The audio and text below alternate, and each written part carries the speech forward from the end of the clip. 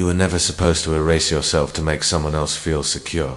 You were never supposed to trade your mission for their comfort. You were supposed to build something bigger than both of you, something they could trust you to lead, something they could respect you for creating, something that outlived their presence. But you didn't. You built a temple for someone else, lit the candles, swept the floors, and then stood outside waiting for someone to invite you back in. Look at your life. Look at the energy you've poured into making her dreams real. Look at the sacrifices you've made, the opportunities you've passed up, the years you've wasted trying to make her stay. Now tell me, what did you build for you? Where is your foundation? Where is your mission? Where is your life? You don't know, do you? Because you never made yourself the project. You never made yourself the priority. You never made yourself the man she could respect without needing to save you. And now you're alone. Not because she's gone, but because you were never really there to begin with. You were too busy building her life while yours slowly disappeared.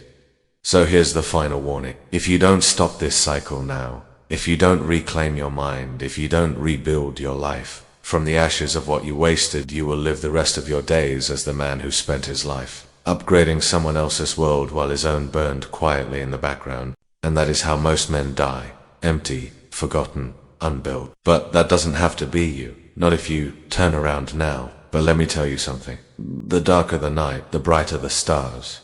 And right now, you're in the night. You've lost years. You've lost yourself. You've lost the respect you once thought you had.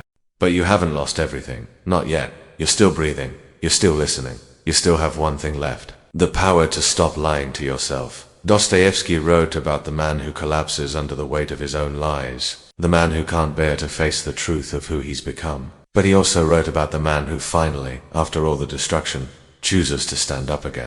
And that man could still be you. But first, you have to let go of the lie that your life is worth less than hers. You have to kill the belief that your only value comes from being needed. You have to stop playing the martyr. Stop playing the provider with no purpose. Stop playing the fool who gives the world away just to avoid being alone.